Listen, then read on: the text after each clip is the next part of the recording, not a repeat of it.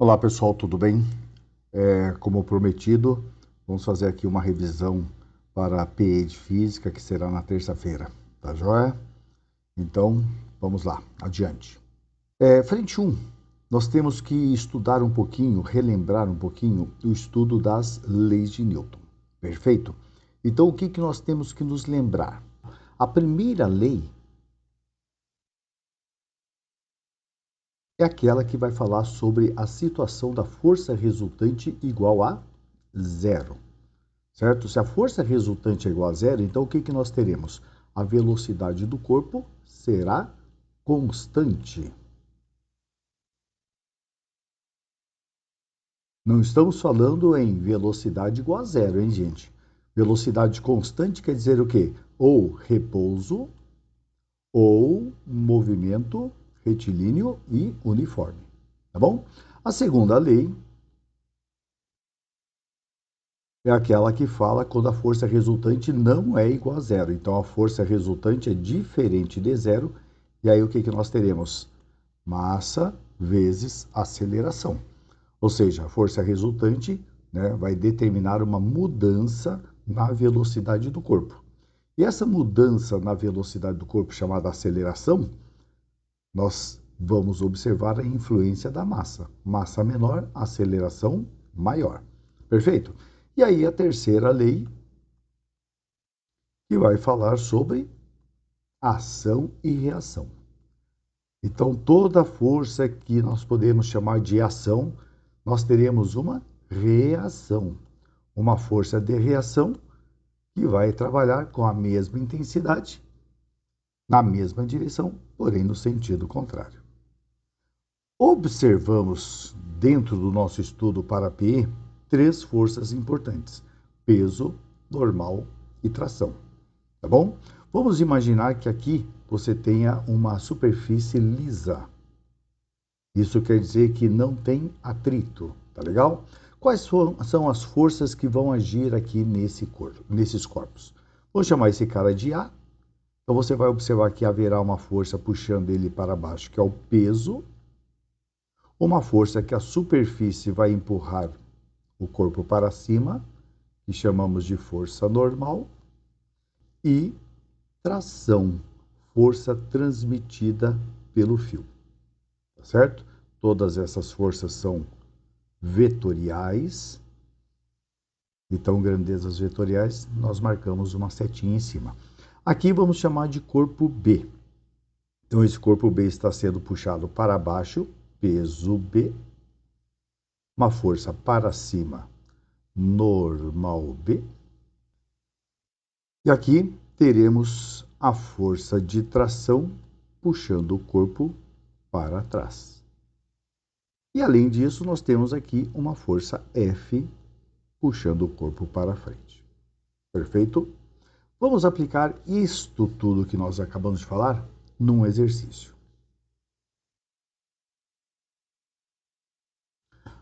Na figura abaixo, estão representados dois blocos A e B, de massas respectivamente iguais a 1 kg e 2 kg, sobre uma superfície horizontal. O atrito é desprezível, os dois blocos estão ligados por um fio de massa desprezível. Sobre o segundo bloco, age uma força horizontal constante de 12 newtons. Então, vamos observar que essa força aqui vale 12 newtons. Determina o módulo da aceleração do sistema e a intensidade da força de tração no fio. Muito bem, o que você tem que estar ligado aqui? Primeiro, colocar as forças nesses corpos. Então, você já sabe que no corpo A nós temos o quê? Peso. Nós temos aqui a força normal. Você sabe que esses caras aqui, ó, tanto A como B, eles não terão movimento na vertical. Então, eu vou colocar aqui, ó, normal do B e peso do B. Só que essas forças acabam se anulando. Ah, Monte, mas sempre vão se anular? Não, nem sempre vão se anular, mas nesse caso elas se anulam porque o movimento se faz na horizontal. Tá legal? Não existe movimento na vertical, essas forças se anulam. Aqui nós temos uma tração puxando o corpo A para a direita e a tração puxando o corpo B para a esquerda. Como essas forças na vertical se anularam, então só sobraram as forças na horizontal, ok? Então o que nós teremos aqui? Ó? Aplicando a segunda lei de Newton. Força resultante é igual a m vezes A. Então nós vamos aplicar esse conhecimento tanto para o corpo A, para o corpo B, ok? Então ficará assim. Para o corpo A, força de tração é igual à massa do corpo A vezes a aceleração. Para o corpo B, teremos a força F menos a força de tração é igual à massa do corpo B vezes A. Vamos aqui, ó, traçar uma reta, porque nós vamos somar essas duas equações. Aqui eu terei mais tração, vou cancelar com menos tração, então nós teremos aqui força igual massa de A mais massa de B vezes a aceleração. Tá legal? Agora, vamos observar. A pergunta do exercício é: qual o módulo da aceleração, né, do sistema e qual a intensidade da força de tração do fio? Então, nós vamos começar aqui respondendo qual é a força, aliás, qual é a aceleração. Tá legal? Vamos pegar essa primeira formulinha aqui. Vamos substituir. A força F é 12. A soma das massas de A e B, 1 kg e 2 kg, então vai dar 3 kg, vezes A.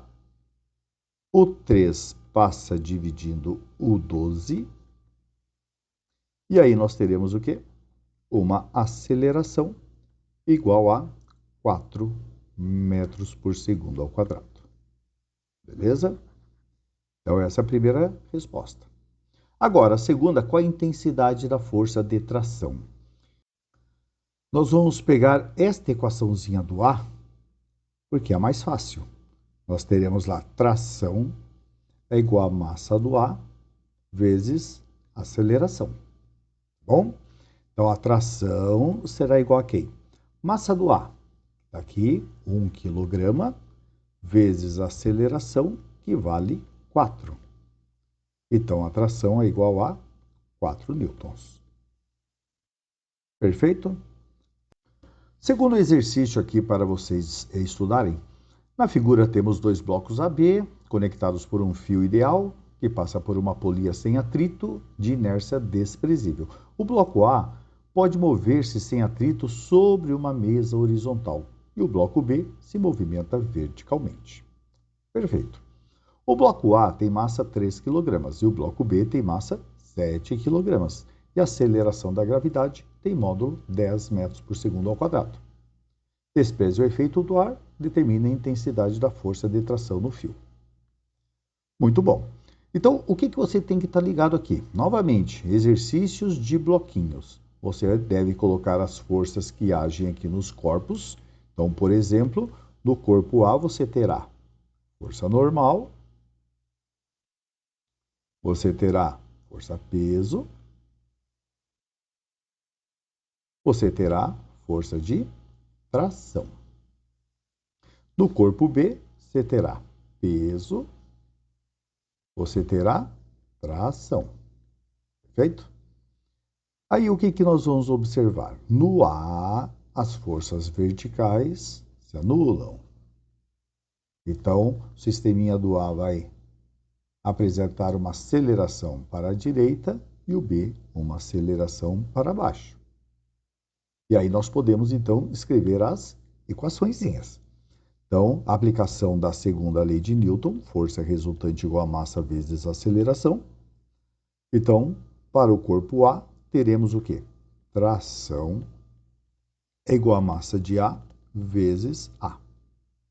Para o corpo B, o que nós teremos? Olha lá, peso de B né? Já que a aceleração é para baixo, o peso do B é maior, menos tração, igual a massa de B vezes A. Vou somar tudo isso. Para somar tudo isso, o que nós teremos? Mais tração com menos tração, cortei. Então, ficou o quê? Peso de B é igual a massa de A mais a massa de B, tudo isso aqui, vezes a aceleração. Perfeito?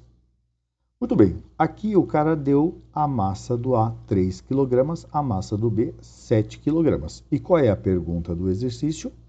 Pergunta do exercício é qual a intensidade da força de tração no fio. Então, nós vamos ter que, primeiramente, calcular a aceleração. Qual é o peso do B? Se a massa do B, né? Massa do B é 7 kg, então o peso será 70, correto? Você deve se lembrar que peso é massa vezes gravidade. Você está usando a gravidade aqui da Terra, né? O G10. Então, peso é igual a 7 vezes 10, que vai dar 70. Então, 70 é igual a massa de A, 3, mais massa de B, 7, vezes A. Aqui vai dar 70 é igual a 10A, a aceleração vai dar 7. 7 metros por segundo ao quadrado. Tá certo? Agora, para calcular a tração, que é a pedida do exercício, vamos pegar aqui a formulinha do A. Tá? Então, tração é a massa de A vezes a aceleração. Tração é igual a massa do A, 3, aceleração, 7. Então, tração deu quanto? 3 vezes 7, 21 newtons. Está aqui a nossa resposta. Perfeito? Muito bom. Agora vamos lá para o próximo exemplo. Aqui nós temos uma máquina de atitude, onde nós temos dois corpos A e B, e aí o exercício está falando que na figura R é uma roldana fixa, né, tá aqui. Nós temos massa desprezível nessa roldana, não existe atrito, F é um fio inextensível, né, que não estica, só massa desprezível e totalmente flexível. O corpo A tem 2 kg, vamos anotar aqui, o A 2 kg, o B tem 3 kg. Muito bom. Calcule a intensidade da aceleração dos blocos e a intensidade da força de tração no fio. Então, novamente, resolveu o exercício da mesma forma que nós resolvemos os outros. Então, você vai começar o quê? Colocando as forças que agem nos corpos. Aqui você está com uma tração em A, e aqui o peso A, certo? Depois em B, tração aqui B, e aqui peso B. Você está observando que o B é mais pesado, isso quer dizer que o B vai acabar apresentando uma aceleração para baixo, enquanto o A uma aceleração para cima.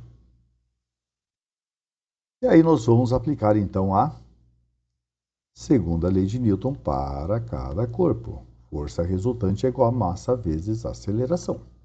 Perfeito? Como é que ficou para o A? Se a aceleração é para cima, a tração é maior.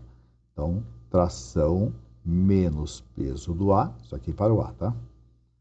É igual a massa do A vezes A. Para o corpo B, como é que vai ficar?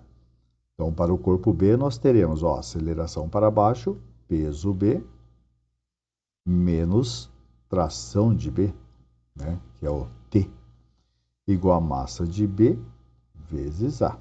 Observe, aqui é o mesmo fio, então é a mesma tração, tá? Então, aqui eu vou somar, então, mais T com menos T, vamos cortar, mais T, menos T, então ficará peso B menos peso A é igual a massa de A mais massa de B vezes A. Primeira pergunta, qual a intensidade da aceleração dos blocos? Então, vou pegar essa última formulinha. Ó. Qual é o peso do B? Se a massa é 3, então o peso é 30, menos peso do A. Se a massa é 2, o peso é 20. Já falamos isso aí no exercício anterior, né? Massa do A, 2. Massa do B, 3. Aceleração A. Resolvendo, 10 é igual a 5A. Então, a aceleração vai dar 2 metros por segundo ao quadrado. Ok? Agora, na letra B, o que o carinha está pedindo ali na letra B? Qual a força tensora? Então, vamos pegar aqui do A. Tá? Pode ser do B? Pode. Do A está mais fácil. Tração menos peso do A é igual a massa do A vezes A. Então, tração menos qual o peso do A? Massa do A é 2, peso 20. É igual a massa do A, 2. Aceleração, fizemos ali, 2. Então, tração é igual, olha lá, o 20 passou para o outro lado, passou somando 20 mais 2 vezes 2, 4. Então, tração é igual a 24 newtons. Beleza? Muito bem. Então, fechamos aí a primeira parte da nossa aula, né? Onde nós falamos, então, sobre a nossa parte de mecânica, aplicação das leis de Newton.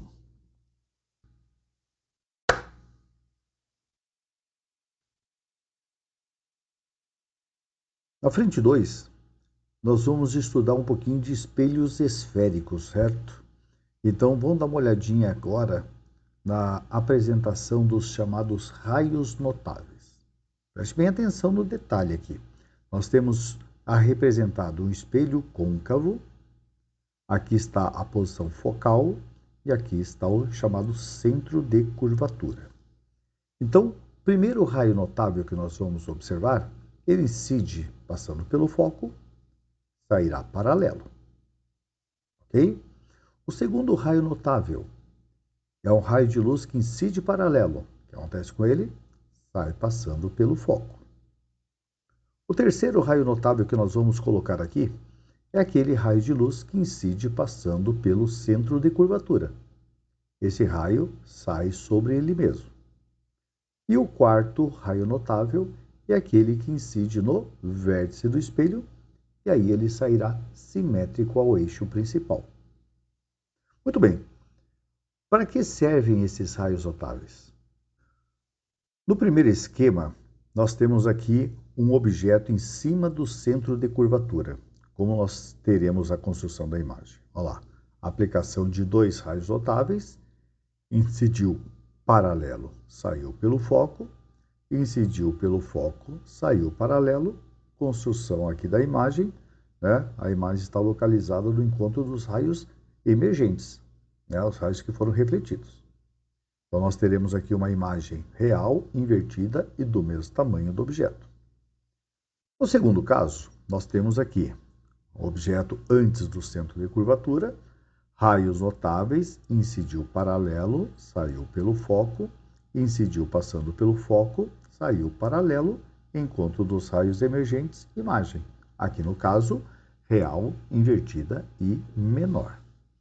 No próximo caso, nós teremos então, olha lá, o objeto entre foco e o centro de curvatura, raio de luz incidiu paralelo, saiu pelo foco, incidiu pelo foco, saiu paralelo, imagem, aqui no caso, real, invertida e maior.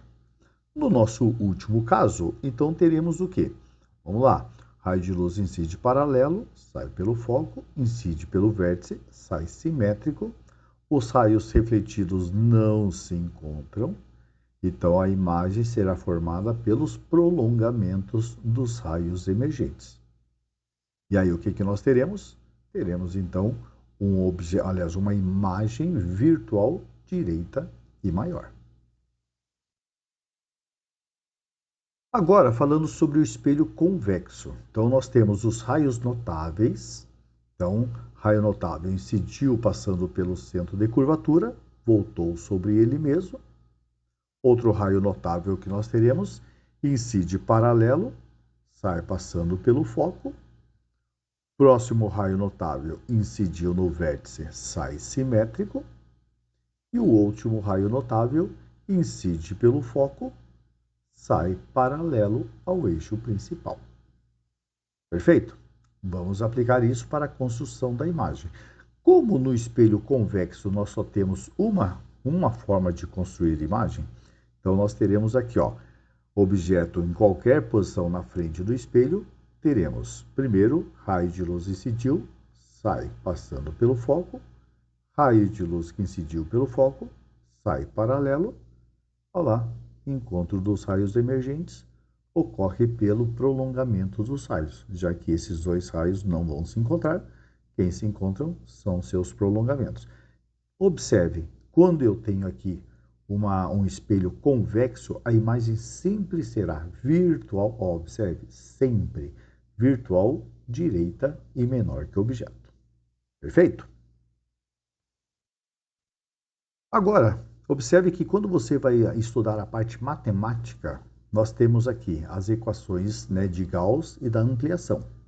Então, a equação de Gauss, 1 sobre P' mais 1 sobre P é igual a 1 sobre F.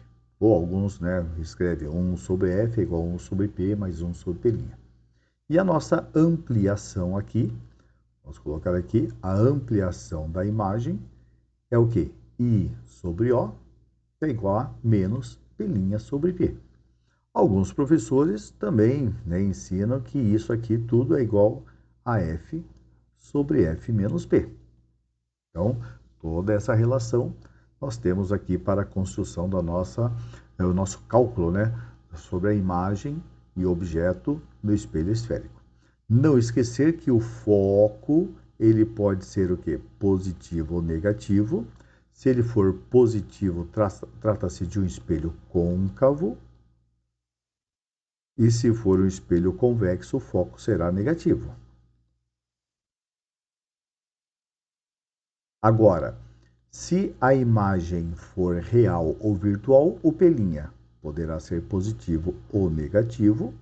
Será positivo se a imagem for real e será negativo se ela for virtual.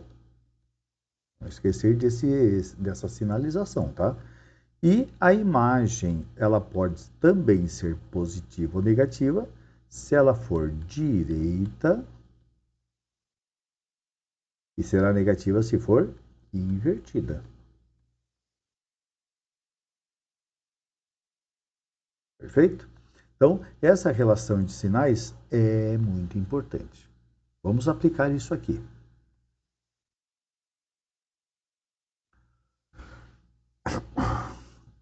A imagem de um objeto forma-se a 40 centímetros, observe, a 40 centímetros de um espelho côncavo, então isso aqui é o P', né? A imagem forma-se a 40 centímetros de um espelho côncavo, com distância focal 30 centímetros.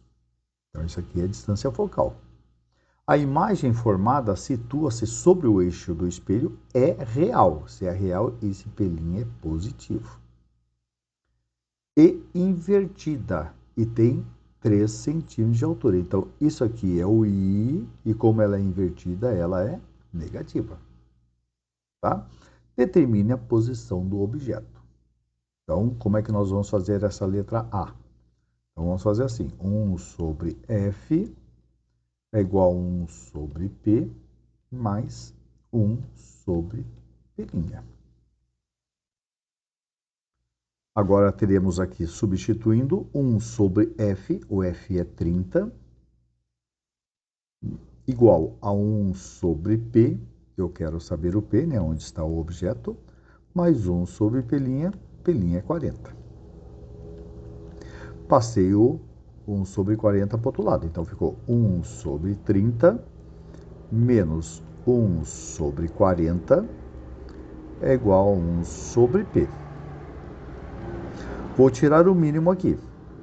Então, tirando o mínimo aqui, vai dar 120. 120 por 30 dá 4. Menos 120 dividido por 40 vai dar 3. Igual a 1 sobre P Fazendo a subtração aqui, 4 menos 3. Então, vai dar 1. 1 sobre 120 é igual a 1 sobre P. Então, nosso P será 120 centímetros. Perfeito? Agora, a segunda pergunta, né? Determine a altura do objeto. Então, letra B. A altura do objeto, vamos fazer assim. I está para O, assim como menos P' está para P. O I é negativo, está aqui, o I é negativo, vale 3 centímetros. Então, menos 3 sobre O será igual a menos P', então menos P', menos 40, sobre P, 120. Tá? Aqui esse menos eu posso cancelar com esse outro menos. Posso simplificar 0 com 0. 4 com 12, vamos simplificar aqui, ó. Aqui vai dar 1, aqui vai dar 3. Vamos multiplicar cruzado, então o objeto terá uma altura igual a 9 centímetros. Perfeito? Agora vamos começar aqui a frente 3. Na frente 3 nós temos ali o estudo do campo magnético de um ímã. Então vamos lembrar que um ímã tem o polo norte, tem o polo sul, e o campo magnético sempre vai do norte para o sul. Perfeito? Ótimo. Agora vamos observar aqui. Aqui eu tenho o ímã em forma de U. E aí o campo magnético novamente vai do norte para o sul. Perfeito? Está aqui representação do campo magnético. Estudando agora forças magnéticas em cargas elétricas.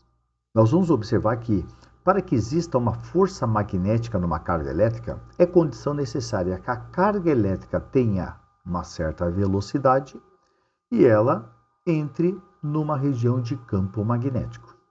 Só que como ela entra é importante. Qual é o ângulo que ela forma com vetor velocidade e vetor campo magnético? Se esses dois vetores forem paralelos, ou seja, o campo magnético B e a velocidade forem as direções forem iguais, né, se eles forem paralelos, nós não teremos força magnética. Ou seja, para existir força magnética, é condição necessária que a carga ela tenha um movimento que cruze as linhas de campo magnético. Tá bom? Como é que eu calculo a força magnética? Força magnética é o produto da carga, velocidade, campo magnético e o seno do ângulo formado entre B e V. Tá bom? Para determinar o sentido da força, usa-se a regra da mão esquerda. Então, você vai pegar a mão esquerda, você vai posicionar os dedos como uma arminha, né? Assim, deixa eu ver aqui. Então, você vai fazer assim, essa posiçãozinha. Beleza? E aí, o que acontece? O indicador será o campo magnético. O dedo médio será o vetor velocidade. E o polegar, que vai aqui ó, apontar assim, será então a nossa força magnética. Tá bom? Nós temos um caso importante que é quando a partícula está em movimento, aqui ó, a sua velocidade forma um ângulo de 90 graus com o campo magnético. Aqui você está observando, ó, campo magnético está entrando e a carga está numa direção perpendicular, né? Está formando 90 graus. Então, quando nós temos essa penetração de carga elétrica no campo magnético, a partícula vai descrever uma trajetória circular, onde a força magnética será igual à chamada força centrípeta. E desenvolvendo esse raciocínio, nós chegaremos a essa equaçãozinha, que é a equaçãozinha que permite calcular o raio da trajetória, que será o produto de massa-velocidade sobre a carga e o campo magnético. É a formulinha lá do Kib, né? Raios μv 1 Kib. Aqui nós temos o seguinte, uma partícula alfa, né? Carga, massa, animada de velocidade, é lançada numa região onde existe um campo de indução magnética uniforme perpendicular ao campo magnético de intensidade 8·10⁻⁴ Tesla.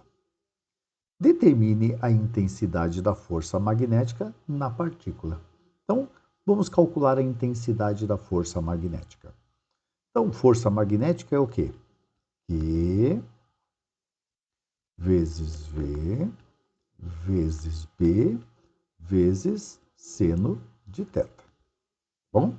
Então lá, o cara me deu a carga elétrica, certo? Vamos lá, vou marcar aqui, ó.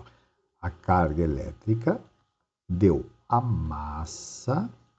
Observe que a massa eu não preciso, né? Não preciso dessa massa. Então, vamos apagar essa massa. Aí o que mais ele deu? A velocidade. Ele deu o ângulo perpendicular ao campo magnético e ele deu aqui, ó, o campo magnético. Então, agora é só substituir os valores, né? Então, como é que vai ficar aqui? A força magnética será igual a carga 3,2 vezes 10⁻⁻⁻19 vezes a velocidade 2 vezes 10⁻⁷ vezes, o que mais? O campo magnético, 8 vezes 10⁻⁻⁻1, vezes ainda o seno. Se ela é perpendicular, então seno de 90, 1. Ok? Então, nós teremos aqui, força é igual. Vamos colocar aqui, ó, 3,2 vezes 2. 3,2 vezes 2 vai dar 6,4. Agora, vezes 8. Vamos fazer a continha aqui do lado. 8 vezes 4, 32. Vão 3. 8 vezes 6, 48. Mais 3, 51. Uma casa depois da vírgula. Então, nós teremos 51,2 vezes 10 da potência. Vamos lá? Menos 19 com menos 1, menos 20. Menos 20 com mais 7, menos 13. Agora, vamos escrever, então, em notação científica. Então, a força será 5,12, 10 à potência, menos 12 newtons. Então, temos aí a intensidade da força.